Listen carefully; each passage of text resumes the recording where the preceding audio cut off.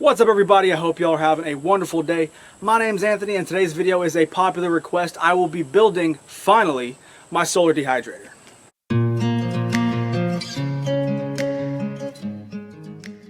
Alright, this design is going to be very simple. It is all up here right now. I haven't written down anything, so you're just going to see everything kind of probably morph as I'm building this, because I'm going to change a few things. Obviously, I always do.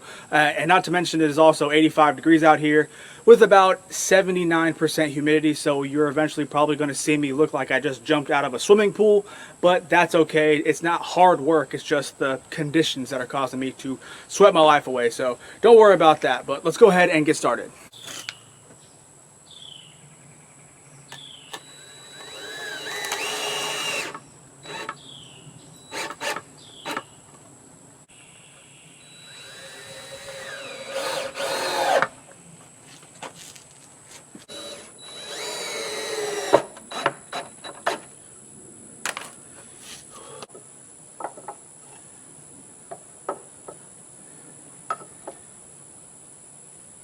Alright, it's about to start storming, y'all, so I gotta hurry up. I've already made the cuts, and I'll explain when my angles here in a second. Might have to be till after it finishes raining, but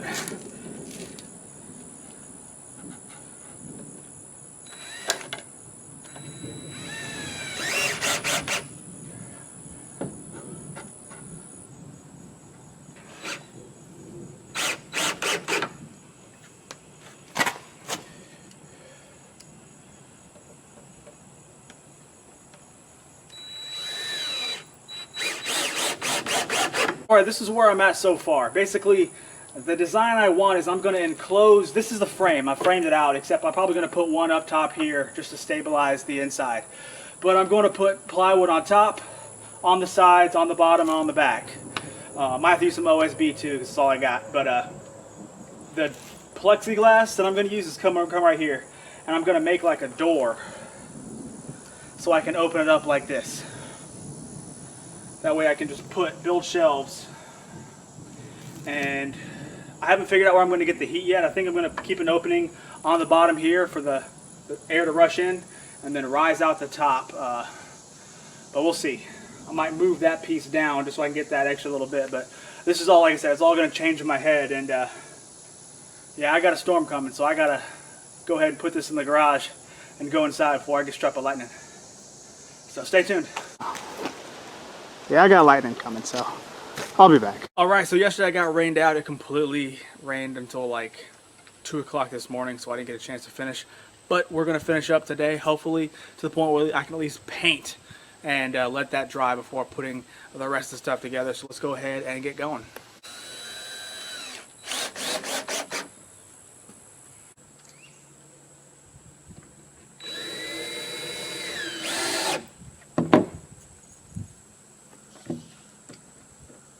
So I wanted to go ahead and address one thing before I moved farther.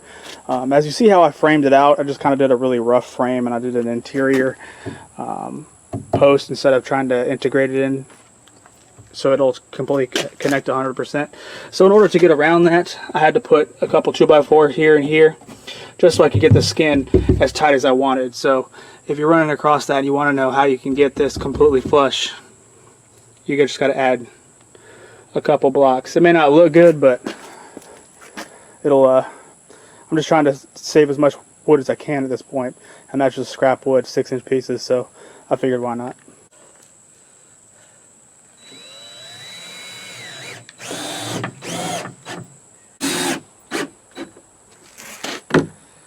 Alright, for those of you who don't know, what I'm doing here is I'm bracing the corners.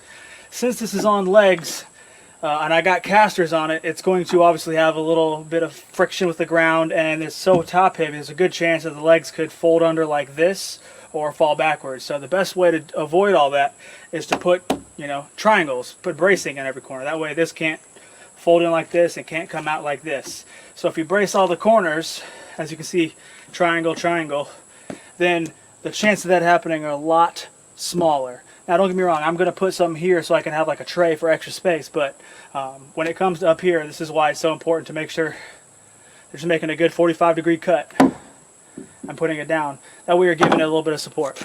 Little tip. Alright, let's see if it stands up.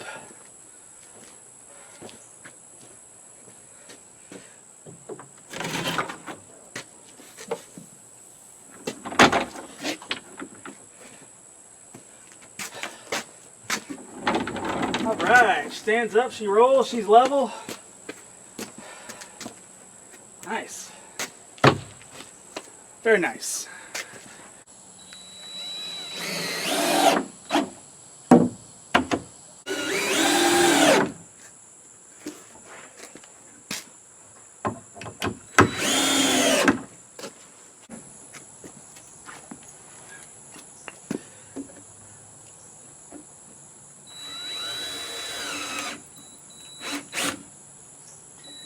Right now, because of the manufacturing process, you're going to get gaps.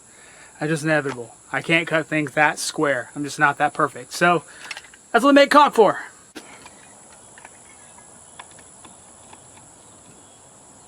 So I think the last thing I'm going to get done today is probably going to be painting the inside black. You want to paint the inside black, or at least a dark color. That way when the sun does go in through the window, which I haven't made yet, it will heat up inside. When it gets super hot inside, obviously the air that draws in the bottom here is going to get superheated and then go out the top to make sure that all the racks and stuff are drying effectively, making the dehydrator what it is. So I'm going to go ahead and paint the inside and I'll be back. So I think that's going to do me for today. I really can't do much else because I got caulk drying on the outside and paint drying on the inside. So I'm not going to mess with that. I'm just going to let it do its thing. And tomorrow I'm going to build the door. Probably going to drill the holes on top for the exhaust, put the screens in and build the shelves. You know, finish her up. Shouldn't have an issue finishing up tomorrow unless something weird happens. But yeah, hope you all enjoyed it. See you tomorrow. All right, it's day 3. I got to get moving because it looks like we got another storm coming in. Go figure. It's not supposed to rain today, and hey, it's starting to thunder. So let's get going. We just had a freaky fast shower. So while it was raining, I took this inside the garage and I started putting up these little tabs here so I could put my shelves. So whenever I build the shelves, I'll be able to slide them on and they'll hit right here. I know what some of y'all are thinking, hey, wait a second, why do you only have 3? Well, there's a reason for that, because I don't have any more of these little brackets. So when I get more brackets, then I'll put probably 2 more shelves in. That way I can really maximize the space. But for now, I got 3. I'm going to build these shelves and I'm going to put some screen on it. But I just want to show y'all how I'm keeping these up.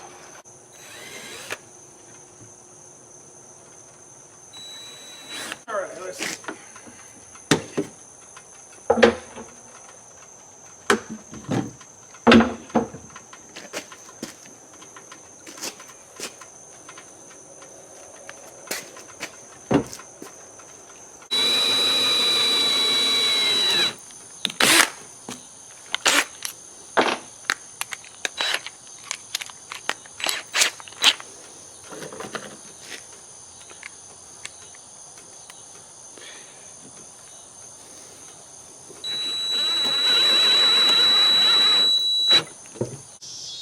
All right, I am done. Finally, after what, 3 days, all this rain keeps making me stop. But I was able to get it finished up today. I think it looks really good. Let me show you around.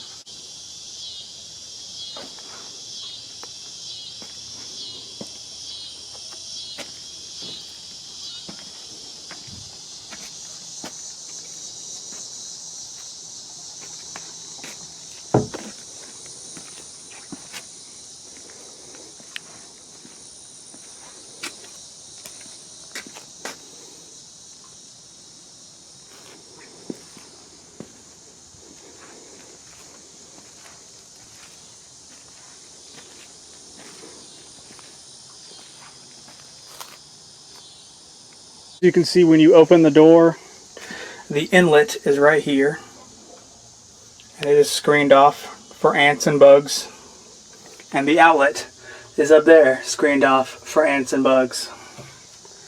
I only got 2 shelves right now because I ran out of wood, but I'll go pick up some more and I'll build me 3 more shelves. But that's a general look of what I'm going for. All right, the general idea is that when the sun comes up and it's sitting right here, it's going to hit the plexiglass laminate and it's going to heat up the box. It's painted black inside for a reason. That way it'll hold in the heat. The air is going to come in the bottom cold, and then it's going to come out the top hot, the stack effect. So basically the movement of air is going to make it so whatever is inside dries out.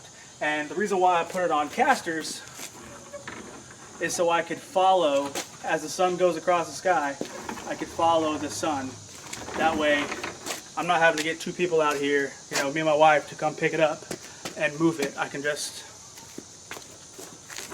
roll it along. Let me show you some other features. That weird little thing right there is to catch the door. That way when I open the door, it'll land on it. And I'm good. Saves me from having to put a chain or something in here that would compromise the seal. So for those of you who want to build something like this, I want to go ahead and at least give you a realistic idea of how much some things are going to cost you by how much they cost me on my receipts. So I bought 2 pieces of plywood at $27.60 each. 12 2x4x8s, about $4 each. One window, the little laminate piece of glass, that cost $17.98. 4 casters, you know, the wheels, I want to go, you know, obviously a lot harder than everybody else, so for some reason I like to over-engineer things, but hey, I think it really makes a good idea to put wheels on something. So those are $9.79 each, and random miscellaneous hardware is about $25. You'll notice I didn't include the screen or the 1x2 furring strips because I got the screen from a job a couple years ago. We did a whole screen room and they had half a roll left.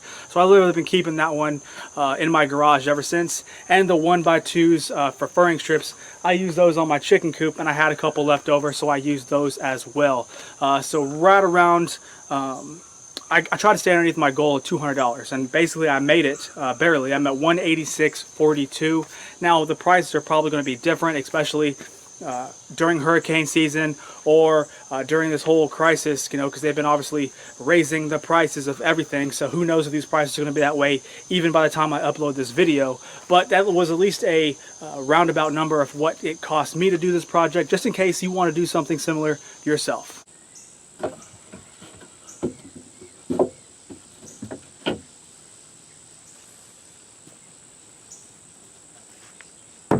As you can see, I put in some apples.